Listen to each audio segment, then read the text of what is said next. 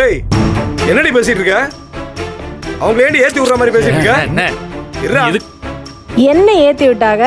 நான் என்ன இப்ப உன்னை சொல்லாதது இப்ப நான் என்ன சொல்றேன்? அவங்க வந்தா வரட்டும், வரலைன்னா வர வேண்டாம், என்னைய கேட்காதீங்கிறத நான் தரவே. எனக்கு எதுக்கு போன் போடுறீங்க? நான் ஏத்தி விடுறேன்னா நீங்க நினைச்ச மாதிரி நான் பேசணுமா? உங்க மனசுல இருக்கிற வார்த்தை தான் என் வாயில வரணுமோ? என்னம்மா எதுக்குமா நீ ஏன்ட்ட வந்து கேட்டுக்கிருக்க? இங்க நீ வர்றேன்னா வா, இல்ல நான் இப்ப வர வேணும்னு சொன்னா நீ வர மாட்டேச்சாரு. இப்ப நான் சொல்றேன் நீ வராத. இல்ல ரேணுகா, நான் வரேன். அதுதானே பார்த்தேன்.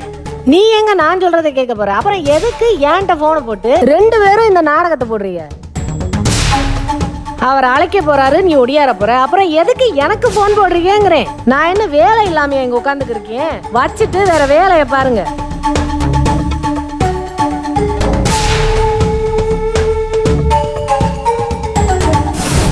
ரொம்ப சந்தோஷங்க. என் மகளுக்காக நான் கண்டிப்பா வரேன்ப்பா. என்னால் அவளுக்கு எந்த கஷ்டமும் வந்துடக்கூடாது. அப்ப நல்லது. இந்த ஒரு நிமிஷம். என்னப்பா நீங்க வந்துட்டு ஒரு காப்பி கூட குடிக்காம போறீங்களே? அதெல்லாம் பரவாயில்லம்மா, இப்போ வரும்போது குடிச்சிட்டு தான் வரோம்.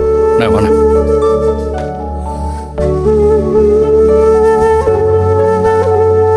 மனசுல எதுவும் வச்சுக்காதீங்க, மறுக்காம கண்டிப்பா வந்துருங்க. சரிங்களா? சரிங்க. மன்னிச்சிருங்கம்மா. அதெல்லாம் ஒண்ணு இல்ல மாப்பிள்ள, நான் வந்துடுறேன். சரி வாரோம்மா, கண்டிப்பா நிறைய இடத்துக்கு போக வேண்டியது இருக்கு. சரிங்க. வாடா சத்தி. வரேன். சரி சத்தி.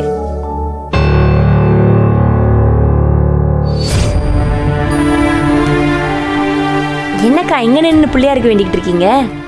வேற வழி, கடுப்பேத்துக்கு இருக்காங்க. நான் வாங்கிட்டு வந்த வரோம். அப்படி ஏன் என்னாச்சு? நான் போய் எங்க அம்மாவை போய் அழைக்க போயிருக்காங்க. போய் சும்மா இல்லாம ரேணுகா உங்க அம்மா வீட்டுக்கு அழைக்க வந்திருக்கோம், நீ ஒரு வார்த்தை பேசு அப்படின்னு போனை போட்டு என்கிட்ட கொடுக்குறாரு.